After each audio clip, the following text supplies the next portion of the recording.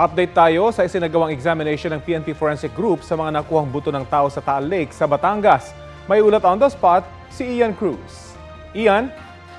Yes, Rafi, walang nakuhang DNA profile ang PNP Forensic Group kaugnay sa mga nakuhang buto sa Taal Lake. Ito ang sinabi ni PNP spokesperson Brigadier General Jean Fajardo sa isang pulong balitaan dito sa Camp Crame.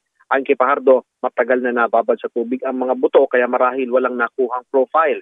3 DNA profile naman, Rafi, ang nakuha sa 2 lalaki at isang babae na nahukay ng mga otoridad sa Laurel, Batangas Public Cemetery. Sabi ni Fajardo, sa kabila nito, walang nag-match sa 23 DNA profile na voluntaryong ibinigay ng kaanak ng mga biktima ng missing sa Bungero. Sa kabila nito, Rafi, ay nagpapatuloy pa rin daw ang paghahanap ng mga buto sa lawa.